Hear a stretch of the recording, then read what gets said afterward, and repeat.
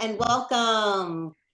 As folks are coming in, I want to just welcome you all to our November Parenting with Pride webinar. We are really excited to have a conversation tonight. I think one that so many of us think about, and tonight we are going to do intergenerational, and we are going to learn from our youth and from our elders, and we're going to see how we can move forward with some of the lessons that we've learned and some that we still have yet to learn. So as folks are coming in, if you'd like, in our chat, you can put your name and where your location is. We love to see folks coming from all over Florida. We may have some folks from outside of Florida, which is also exciting because PFLAG National often will promote some of our webinars, especially if it's not something that is just Florida. And this conversation really could be taking place anywhere, anywhere in the world, honestly. So if you'd like, you can do that. I also wanted to let you know that this is recorded. And so the chat is not recorded, but we do make a recording so that we have it on our YouTube channel. And I just want folks to be mindful of that if there's any information that you are going to share or talk about, and our panelists obviously know that, but I just love to tell everyone that's on here, and also so that you can share if anyone says, oh, I wish I was able to attend, but my kid had tennis, or I had something else. You can let them know, oh, you can go to the Parenting with Pride website, and we have a link that goes to our YouTube channel, and so that you're able to go back and see any of our webinars. So welcome. We have folks from, I love it, New Jersey on here, Illinois, Ocala.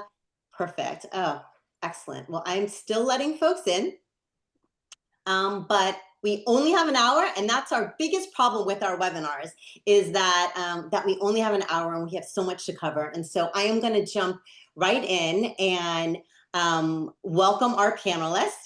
And, what I'd like to do is really give them an opportunity to share who they are, share their pronouns.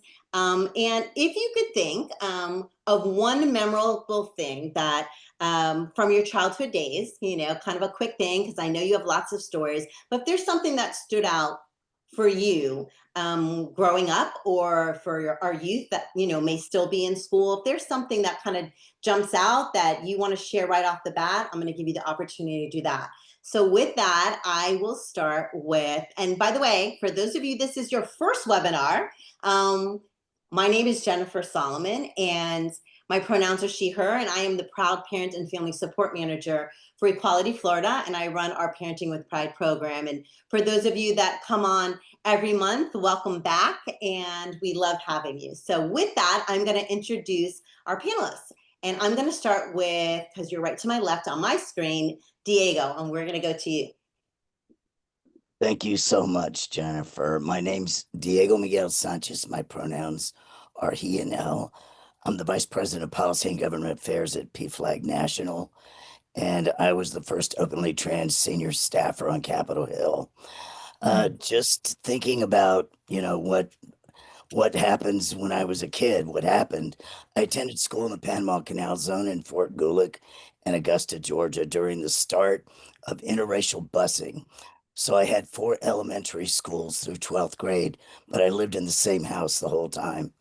One big memory was when a friend brought a Malcolm X book to school, and many of us were MLK followers, so it was nonviolence versus violence. A teacher took the Malcolm X book, suspended the student, and from that point, we all carried all of our books in brown grocery bag book covers that we made ourselves, and we covered every book, including our textbooks. So having a difference of opinion came with a cost. And in the South, where in Georgia, even no matter who you are, even there now, if you're either white or not white, and there was no distinction among all of the rest of us who were not white. There were too many people who showed racism and felt it as a right. Wow, thank you for sharing. And now I know where because I covered my books with also the Publix paper bags. And look, you probably started a trend, because I don't think the kids do that anymore, but we did. And that's interesting to hear that was I thought it was to keep the textbooks clean, but look, there was actually a different message behind that. Thank you, Diego. And we are so honored for you to take time out because I know how busy you are to talk with the folks here in Florida. So thank you. I will now go to Andy. Hi everyone, my name is Andy Cardona. I use he, him pronouns. I am an openly trans man. I'm 19 years old. I'm a freshman in college, and I'm from Miami. I live there, but I'm in Pittsburgh right now. And one memorable memory from my middle school time was when I had to take physical education. I had to take a PE class. It was required, and I hated it, obviously, because I wasn't, I had recently come out as a trans man, wasn't on hormones and hadn't changed my name yet. And everyone in school knew because I was the only like trans kid in a school of 1,000 students. And there was this assistant in the office who held a key to the teacher's single user restroom and knew about my transition. And she was the only person in the staff who really took the time to like listen to me and let me rant. And she allowed me to have that key so I could use the restroom right before PE and not have to change in Very good. the boys' restroom. And that changed my life. I still think about her today. To have that safe space so young, at 12, 13 years old, means so much. So yeah, that's something that stands out to me. I love that. We share those kind of stories when we do trainings with educators because, a lot of times we hear educators say, like, like, what can I do? Or, does it even make a difference? The world is so scary for our trans kids.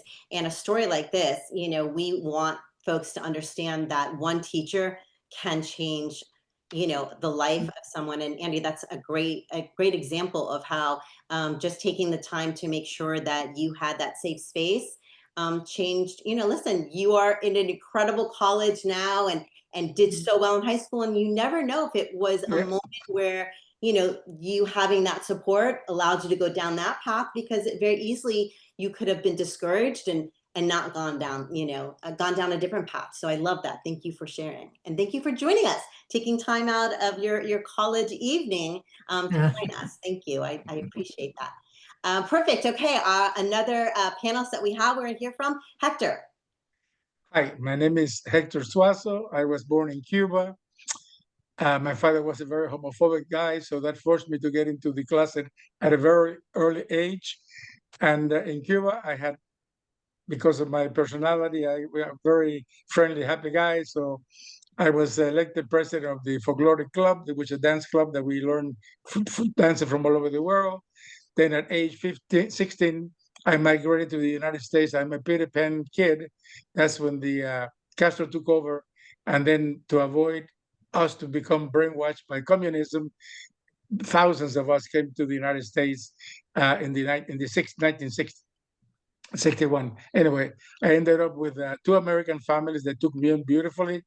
The second American family, they became my second set of parents. So I lived with them until my real parents came from Cuba 5 years later. But then I went back and forth to both houses. So I was very lucky to end up with two sets of parents, and they're really wonderful. Anyway, other than that, when I came to the United States, of course, I have to learn English. So my memory thing is two teachers, my Spanish teacher and English teacher. They stay with me after school to learn English faster, and that wanted to make me want to become a teacher, which I became in my adult life, and I really have a pretty good time. The gay issue was not a big issue because I kept it in the closet pretty much. So that's my memory in the experience in high school. I love that. Yeah. And that's like another perfect example of, educators really making such a difference to the point where you decided to become a teacher because of that. Thank Yes. you. I appreciate that was great. Thank you for sharing. Kayla, I'll go to you. Hi everyone, my name is Kayla. I'm 17 years old. I'm a senior in high school and I'm openly trans. My pronouns are she, her, and one memorable moment I would think of off the top of my head. This was really recent, but I recently directed and co-produced a play at my school. It's called Blood at Oh, the Root by very. Dominic Morso. and it centers racism and social justice as its main themes. Um, and I think the process going through all of that, directing and producing my own work with some of my friends and a lot of really interested creatives around me, it's changed my perspective a lot as an artist and as a person, especially with it centering, racism and all of this heavy stuff. Um, it really it really shifted a lot on my perspective as an artist and as a person. And I'm really glad that I got to follow through with it. That's incredible. For you to already be at that stage of producing and acting and doing all of that in high school, I can't wait to see what you do once you're out in the professional world. Thank you so much, Kayla. And I do appreciate you sharing that and being on here. And just a side note, Kayla's mom is part of our PFLAG Miami chapter. So we love that we have part of our PFLAG family here. I will now go over to Joan. Hi, everyone. My name is Joan Schaefer. My pronouns are she, her. And I'm really glad to be here because I came out, I think I was about 23. So I don't have any, I didn't even question my sexuality before that. I'll tell the story about it later. But a memorable moment, which kind of tells you something about my childhood, was marching down the main street. Oh, I'm from New York, born in Brooklyn and raised on Long Island. I was marching down Main Street of my town in Long Island to protest the Vietnam War. So that gives you a chronology a little bit and where I come from. So it was not LGBT related at all. But it was advocacy. And yes, I later became a social worker. So yeah, I love that. Thank you, Joan. Thank you for sharing. And then our last panelist is Jack. Hi, everybody. I'm Jack. I use he, him pronouns. I'm currently a high school senior. I'm also openly gay. I'm involved with the Youth Leadership Council through Equality Florida, and then also I'm a community organizer with the Sea Alliance. So I do a lot of like this advocacy stuff. I think one of the most memorable moments for me from high school so far is I think getting the GSA started because it was really like an uphill battle trying to get the principal to just even allow the club to exist or even find a sponsor that was willing to like stick their neck out for us. So Incredible. And I love that your persistence in getting that started, because we do hear from a lot of schools and a lot of principals that don't understand the laws and they think it's against the law to have that, and it's not. So we need youth like you to really hold them to it. And so I love that you have gotten that started in your school. That's incredible. Well, as you can see, we have great insight. We have great panelists that are going to give us just a glimpse into their life. And so what I want to do is we're going to start back where we started. Diego, I'm going to start with you and ask each one of our LGBTQ plus elders. And I did make sure that was a term that I can use, because I use it with love. And really, what was it like? And I know you've shared a little bit, but if there's more you want to elaborate on, what was it like to be LGBTQ or not, in Joan's case, in school when you were growing up? And so if you each, have 2 minutes to kind of give us what that really looked like for you. And Diego, we'll start with you. Thank you. I went to school in the mid 60s through the mid 70s in a sleepy southern agrarian town, which is home of the Masters golf tournament. And it was being me was sort of like having two open lives at the same time in cordoned off spaces. Everyone knew, but no one talked about it. So Right. Being queer was, which was spoken of as gay at the time. Yeah. It was unique and it was special. It was silently appearing to be non-judgmental, and it was segregated not by race, but by type of queer person. Queer people were all academically smart and achievers, but queer people were pretty much divided into athletic or they were talented in the arts. And I was unique in that I was both. I was an athlete, a tennis player, and also a guitarist and singer songwriter with a band that played in school dances, including homecoming dances. But my sets of friends never cross socialized, and racism was the biggest burden, not queerness. But being gender different, being trans, meant that I had friends who were guys and friends who were girls, but I never got invited to the pizza parties that the after football games that the boys did, and I never had sleepovers with the girls. It's seemingly non-judgmental, as I said. So for my 16th birthday party, my mom threw me this huge party that included overnight stays for boys and for Uh, girls. And I slept with my mom in her bed. Boys stayed in one room and girls stayed in the other half of the house. And my high school friends were all people of color, like I said, white or not white. And they still talk about that party.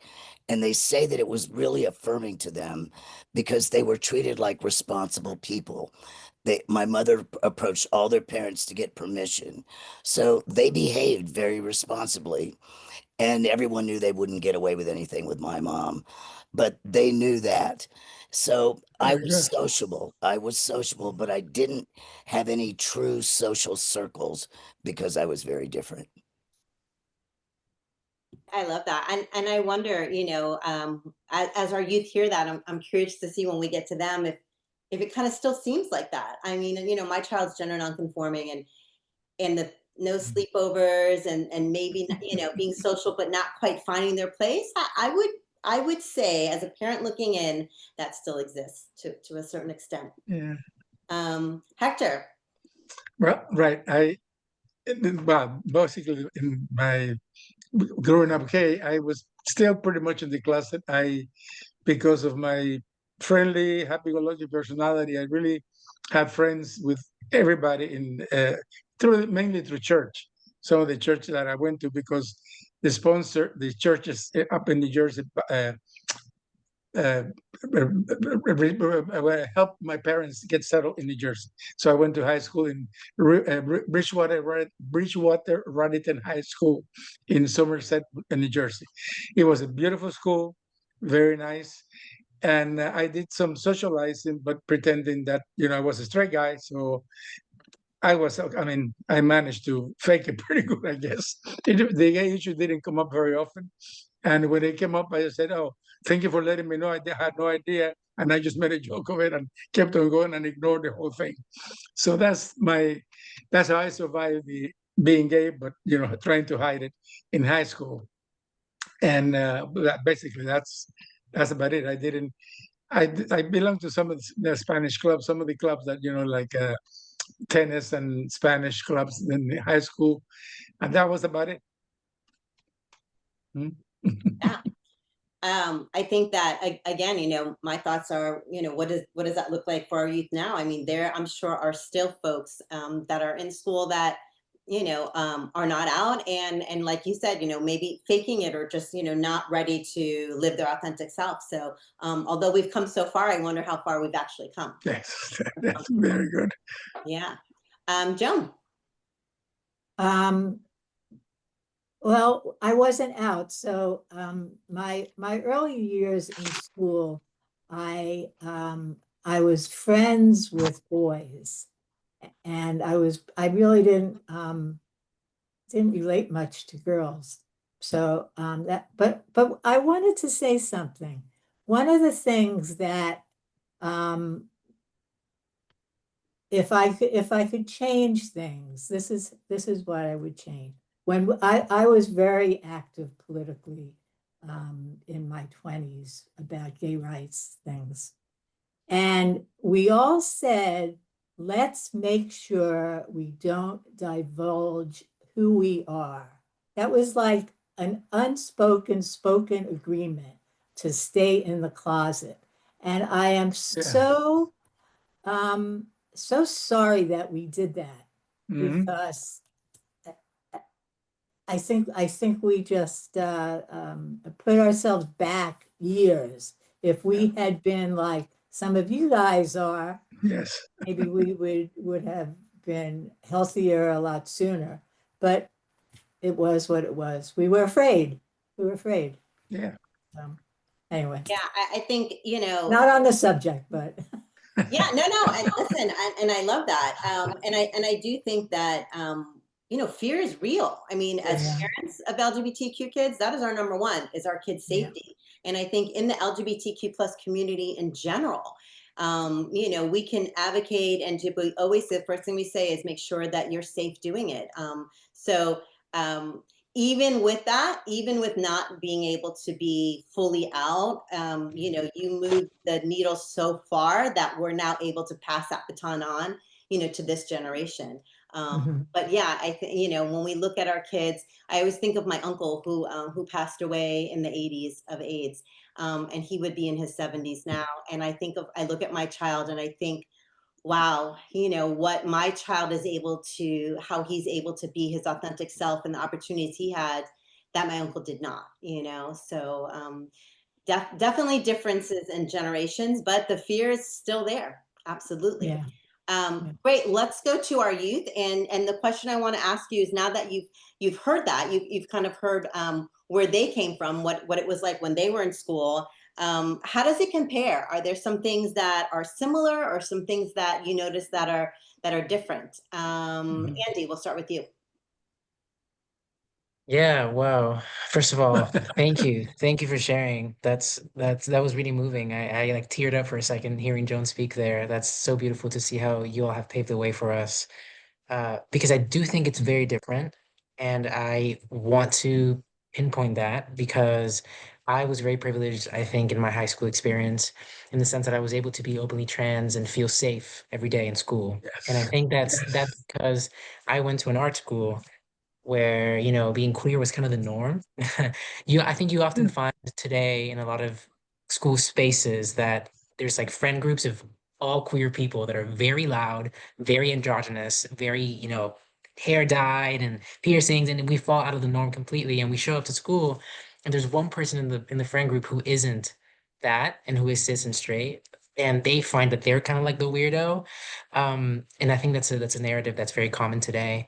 Also, there's so much more openness from teachers. I think like elders Yes. and people in power for us as young people are so important. And it's so much more common to find a teacher who will call you by the pronouns that you want, who will keep your secret, who will be by your side. It's very likely, I think, to find that at least one person today. Uh, Now, again, I was very lucky. I think it depends what kind of school you go to, what kind of Hmm. environment you're in. But in my middle school experience, which was not an art school, it was a STEM school. It was completely different, and I did experience harassment. People still come to you and ask you, "What do you have in your pants? What are you? What are you? What are you?" That still happens all the time. So I think it's like a mix of like there's progress that's being made because the definition of what queerness is expanding. Therefore, people are presenting more and Yes. more and more out Very of good. yet we're still playing under the idea of like cis heteronormativity and all these traditions that have been in place for years. So it's like a weird paradox that's happening today. Yeah, I would say it's kind of like a muddy in between. That's my answer. Yeah, yeah. Thank you for sharing that. And, again, going back to the educators, folks when I talk to people in other states and they're like, oh, Florida, the kids must not be doing well in school. And it's like, actually, and Andy, to your point, I would say the majority of our educators are scared, right? But really want to do the right thing. Yeah. And this is why it's so important for us to be able to do trainings and to speak to our school districts like we do with our safe and healthy schools, because when we empower them, we say, listen, this is the law. You can, be supportive of kids that are in your class. Most of them really want to do that. So I love to hear when we hear the youth say that that's something that you do notice that's different. I love it. Kayla, your perspective on that. Hi everyone. I just wanted to say thank you all for sharing. I really appreciated it. Um, I went to the same art school as Andy, so I would agree that I am very privileged Yes, with the you fact are. that I get to I get to exist without feeling like I'm not the only one, if that makes sense. Mhm. But I do agree with the sentiment that there is that still internalized fear. I also went to a very, I wouldn't say conservative, but kind of backwards middle school, where I did experience a lot of heavy bullying, um, even from the faculty, which was very rough for me. Um, but I think I also had the privilege of having those safe spaces. Like I was able to go to the counselor's office. I was still able to go to the women's restroom. I was still able to be myself, even in the face of all that. Um, so yeah, I don't know where I was going with that, but yeah.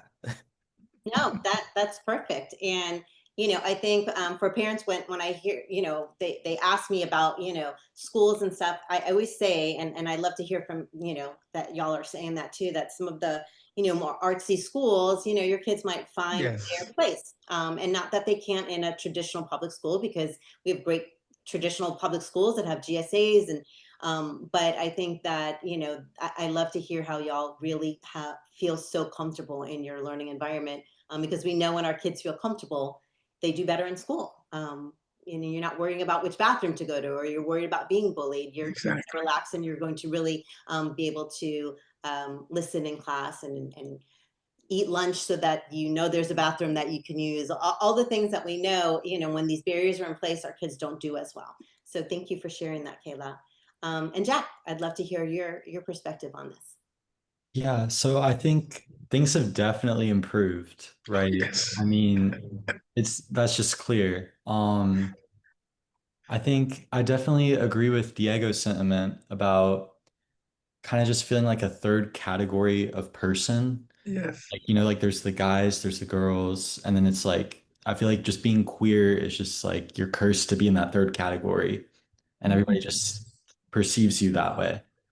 Um, so I definitely deal with that like in my day-to-day life. Um, I grew up going to public schools in the suburbs. We get like the rural kids from out nowhere.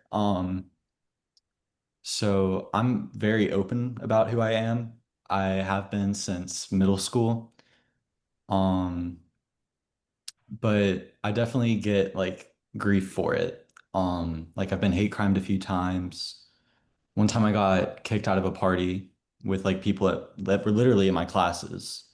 And I had to deal with them in my classes for like the rest of the year. So, Mm. but I think just starting the GSA and having that sense of community is just so important. Um, I think that's the main takeaway. Yeah. Jack, I'm sorry to hear that you've had those experiences, and I think that as far as we've come, shows that we still have that much more to go. And for kids, a lot of times and adults, right? They fear the unknown, and sometimes being queer, or trans, or gay, or anything that's not what they were raised with or what they're comfortable with.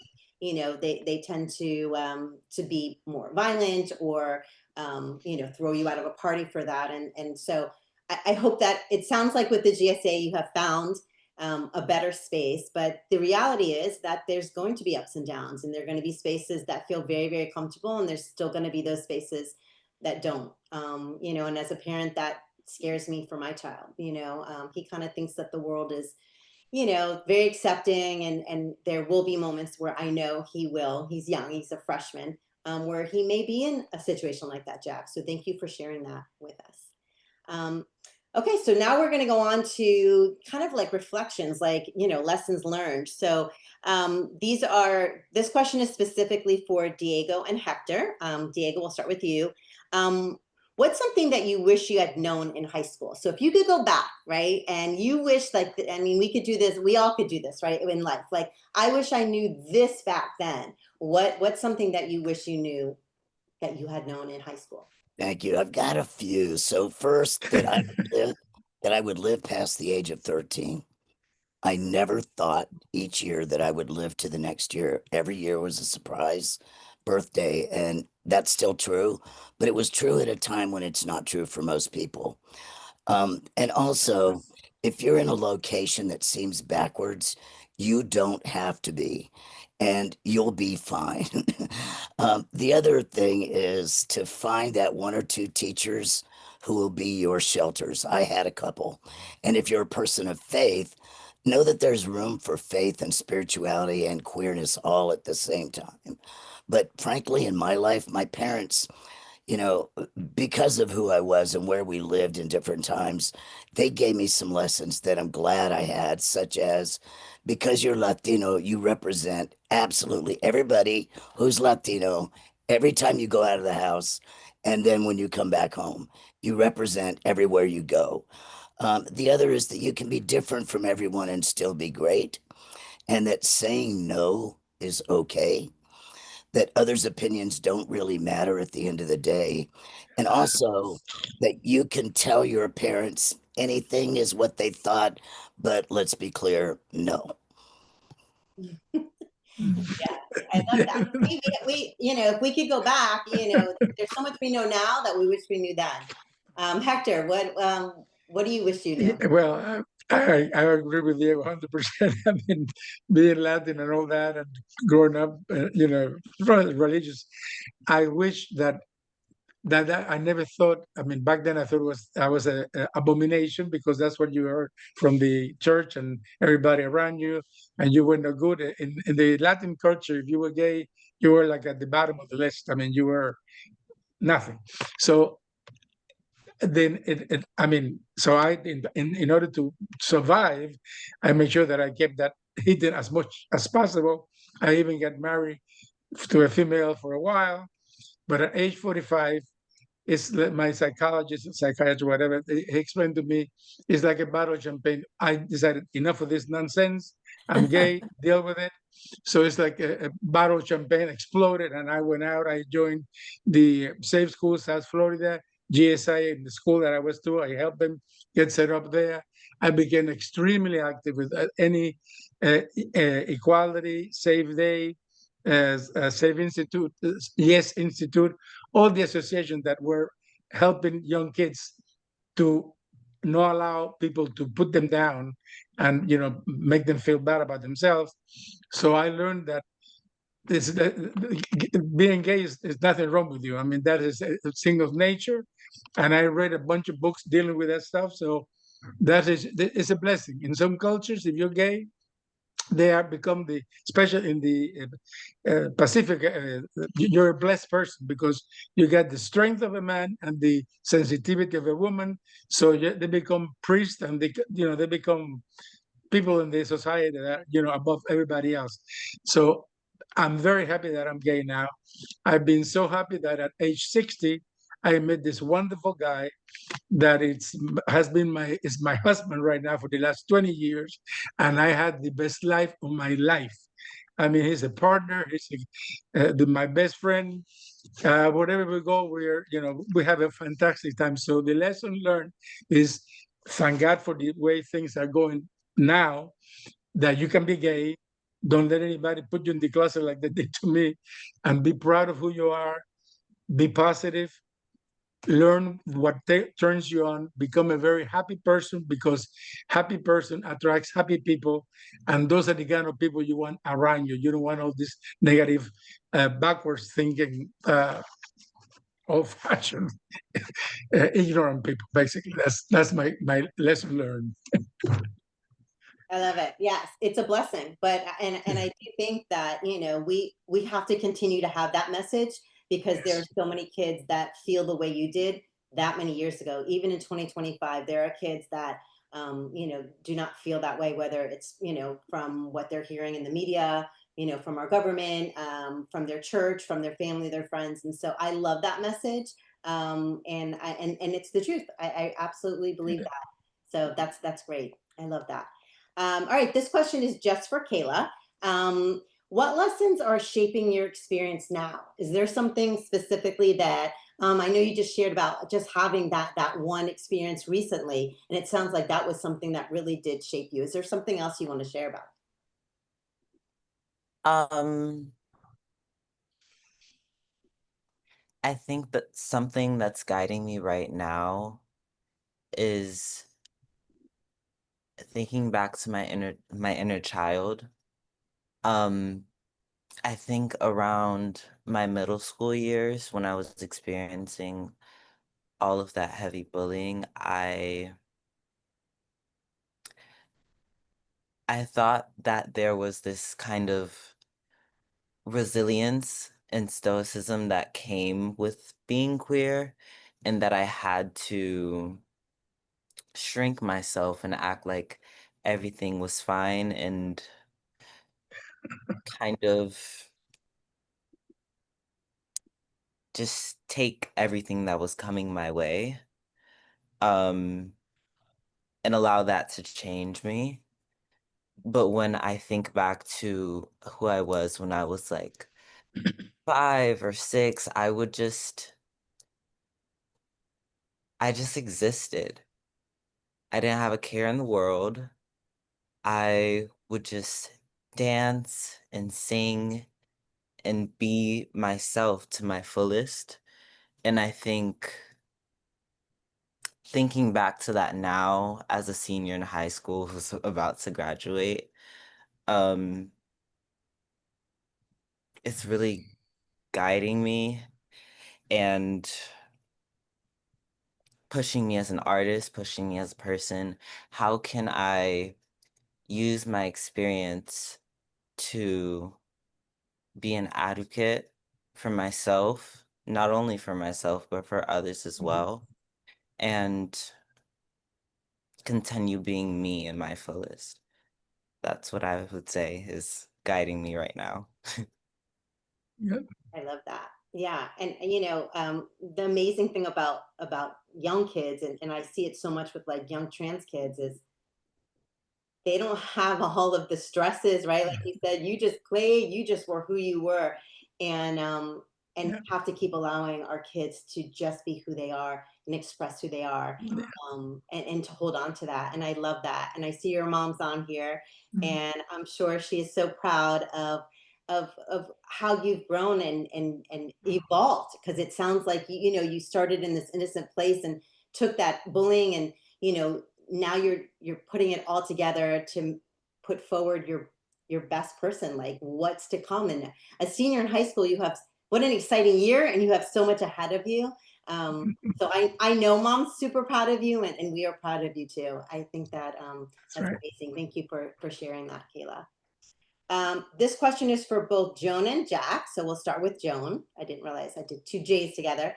Mhm. If you could give advice to someone just starting to navigate school, or Joan, it doesn't even have to be school. How about just navigating coming out Mhm. as LGBTQ? What would it be? Well, because we do have families and parents, and there could be youth on here today as well that are at that very beginning of their journey. So what's some advice you would give them? Joan, we'll start with you and then go to Jack. Well, I think that it's apparent by listening to all of you. The thing that I feel is really important is to have trusted partners in your life, and they appear, I think. Um, Mhm. and I think I'm getting a little choked up. I think they're heavenly sent. I really do think that. And just make sure that you have support And, it's like little by little by little. And tell the truth. Exactly. That's all I can say. I love that, Joan. Thank you for Yep. being vulnerable with us. And we always say, community is so important. Find each other. Yeah. And a space like this is exactly what this is. We want to be there for each other. Jack, you want to share? Yeah, my camera keeps freezing, so it might look a little bit goofy, but We can hear you. Yeah. no, I think if I had to give advice to somebody that's just starting school, I would have to say just don't worry like at all about what other people think about you because it literally does not matter. You can spend as much time like worrying about it as you want, but it's not going to change how they actually like perceive you. And even if it did, you attract the most like real friends by just being as authentic as you can be. So, Yeah, That's it. that's great advice. I think Yes. we do worry so much about others, but that is incredible advice. And someone as young as you to already know that. It takes many of Yeah. us so many years, right? All the adults on here are like, yeah, we wish we knew that back when we were your age, because it's true. And you are going to attract the right people in your life, being exactly like that. Thank you, Jack. Andy, the question I had for you, I think you've already answered, which was there a friend or teacher that really made school feel safe? So if you have another example, you can, or if not, you can tag on to what they just said and, maybe give some advice for folks starting school. I'll leave that up to you. I do have another teacher. Okay, then yeah, okay, we love that. Yes, her name was Amy Porzio, Miss Porzio. She was my veterinary class teacher because I went to school for veterinary science in middle school. And I transitioned and came out the summer between 6th and 7th grade. So I was 12. And I remember I didn't tell anyone at school. I spent that summer cutting my hair, buying new clothes, getting binders, and basically like, becoming a man, whatever that means. And I remember the first day of school in the morning. I had gotten there right on time, so everybody was in class and the hallways were absolutely deserted. And I was walking to my classroom as myself for the first time with this completely new look, and my heart beating out of my chest, completely hands shaking, sweating. I'm like feeling the adrenaline of like, I don't know what's gonna happen to me. And this teacher, who wasn't even supposed to be in that class, happens to come by down the hallway. She had no idea, by the way. She comes by in the hallway, she sees me. She goes, and just opens her arms without saying anything and takes me in. Mm. And I remember being in her arms and feeling my heartbeat against her chest. And there was no spoken dialogue. It was just that moment of like she saw me and she understood what was going on without knowing. That's beautiful. And I was like heavy breathing. I was like against her chest, like breathing, like I can't go in there. I told her I can't go in there. I can't go in there. And she's like, you deserve to go in there. Go. And I went with my head up and my chest high, and I went in that classroom, fully 13 years old, newly out of the closet. And that moment meant a lot to me because throughout the entire year, she checked up on me. And I didn't have her class anymore. She was a sixth grade teacher and I was a seventh grader now. But she continued to reach out. She emailed me. She always made a space for me after class, before class, whenever I needed her. So yeah, she definitely sticks with me to this day. And we still talk. So we kept that connection, yeah, long term.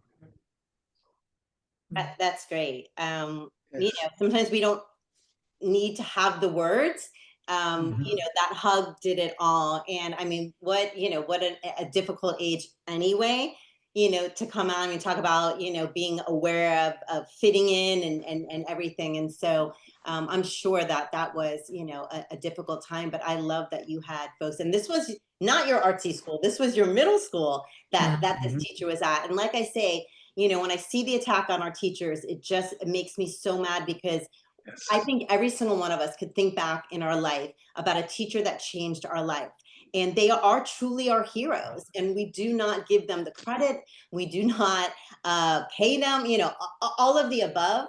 And tonight's just another example of how teachers absolutely change lives. I know, we drop our kids off in the morning, and these are the folks that we know are shaping our children in so many ways. So I'm glad that you had more than one story for an educator, and that's a great one. That is a great one. And I love that you're still in touch, because you will remember her the rest of your life.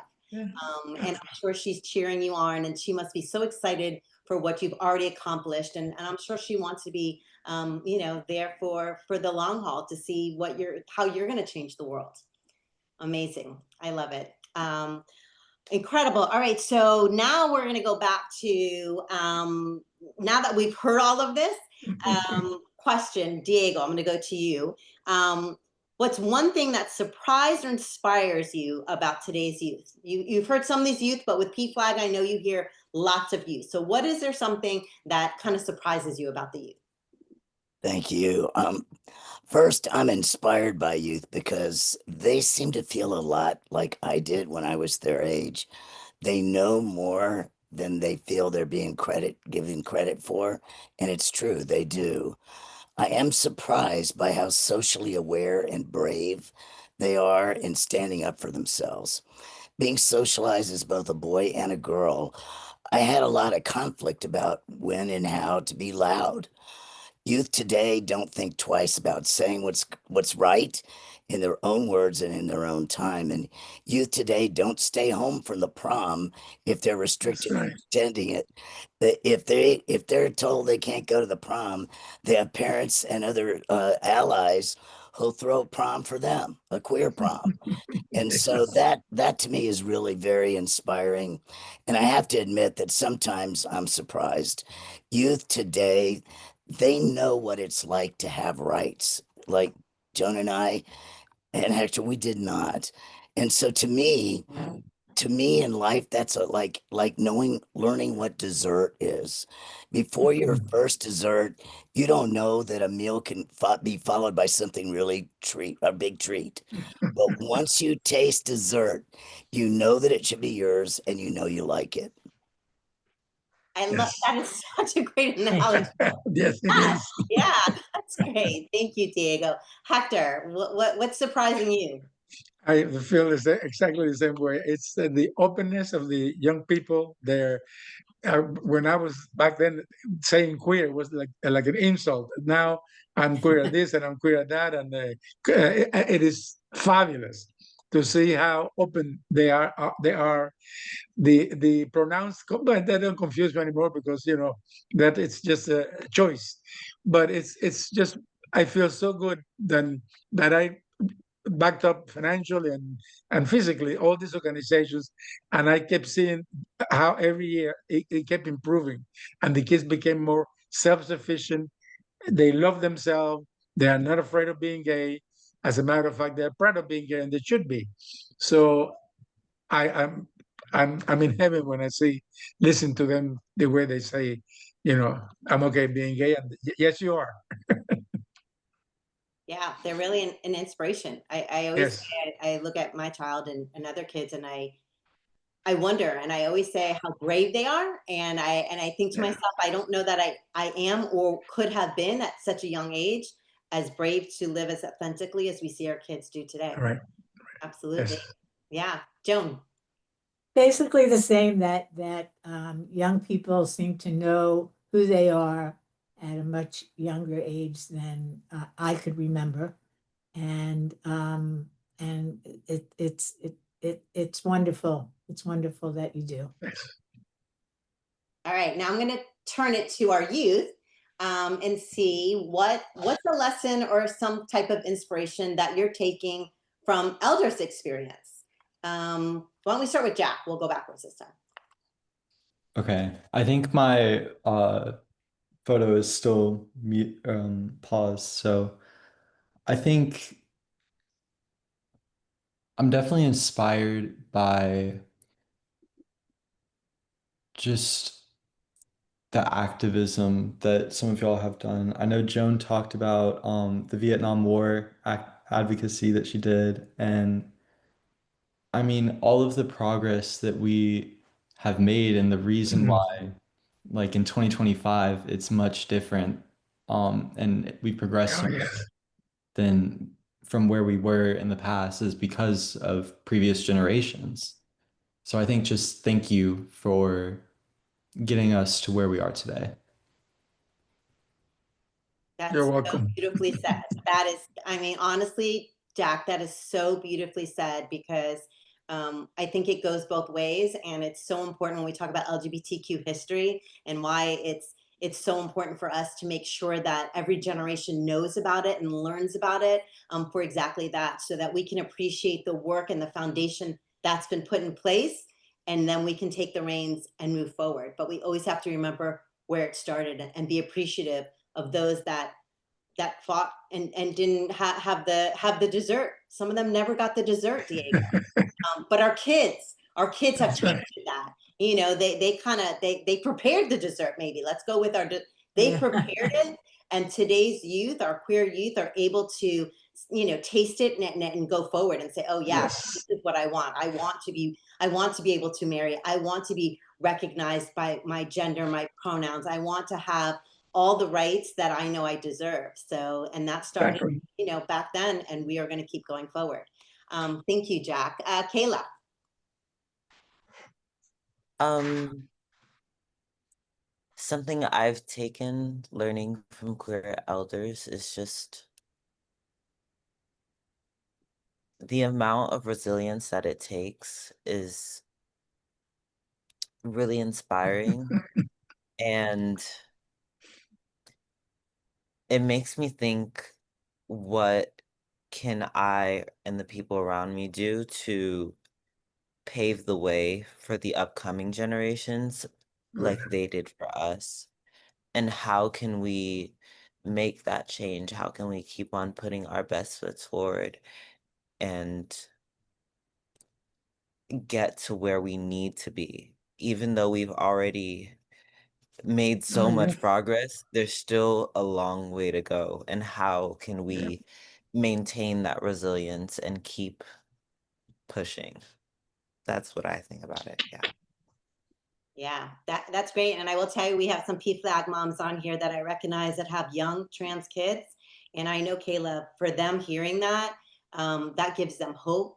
And, Jack, when you talk about, pushing forward and getting that GSA established in your school, not only did you do that for you and for the kids that are in your school now, but for our queer kids that are up and coming, for our kids that don't even know that that's a place that they're going to need once they come in high school. So y'all are doing it, and I love that. Really learning, from our elders how to put it forward, how to pay it forward. So yeah, that's great. All right, Andy, you're up. Everything they said is so inspiring, honestly. But I want to point out something that Joan said specifically about regret and about looking back and wishing that they had been open about their queerness and loud and proud. Because I think that it's so easy today, because so much progress has been made, to think that there's nothing more to be done. It's like, oh, well, it'll get better eventually, with time. We have, like marriage and gender markers can be changed. And I think it's so easy for me to lay back and forget that there's so much to fight for. Or on the other hand, to be afraid to be openly trans, especially now. Um, I hold back so much in my day to day from being proud and acknowledging all the how much I've had to fight to be myself and to survive in this world. And this is just so inspiring because it's making me remember how little time we have on this earth and how Yes. there is no time to hold back. To Like waste. there should be no regrets. Exactly. Yeah. There nothing should go to waste. Live every moment you have on this earth to the fullest. Be proud in the entirety of your queerness, because that will always pave the way for people in the future. Whether you think Yes. that it's good now, no, that's what people back then were thinking. Like, there will always be more to do. Um, yeah, and time should not be wasted. Live to the I fullest. agree That's my lesson. completely. Yeah, Yeah. I agree. I agree. there's no time like the present, and it is a difficult environment right now. And I think for us to have mentors for young trans kids to see folks like the youth that are on here today that are thriving, that are doing well, that are, you know, making these statements of I'm queer and I'm proud and I'm going to keep, you know, going forward. You know, we need that message. Often we hear about, you know, all the terrible stories, right? The depression, the anxiety, you know, the suicide, and not that it's not there, because we know that it is there and that we need to acknowledge it. But we also need to celebrate all of the positive, because we want our kids to know that despite, and I always say, listen, living in Florida under Ron DeSantis, you know, we are still fighting and we are still thriving.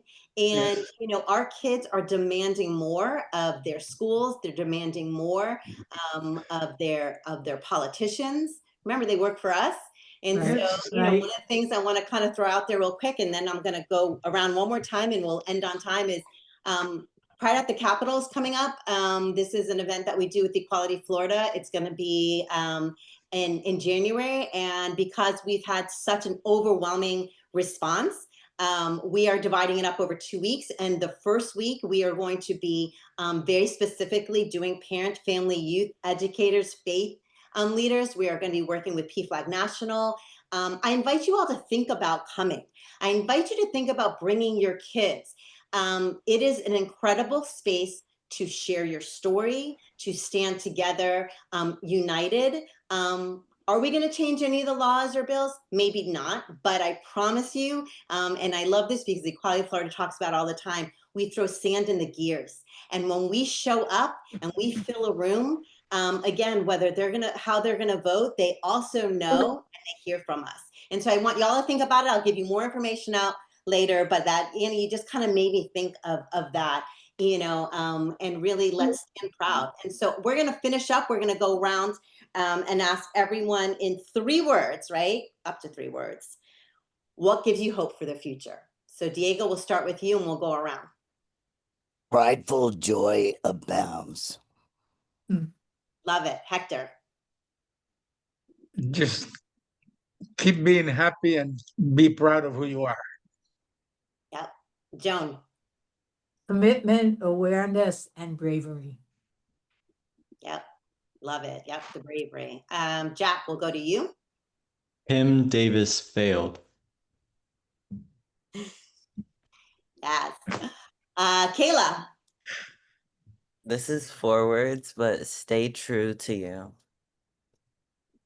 Absolutely. All right, Andy. End us on a high note. Lead with love. Yeah.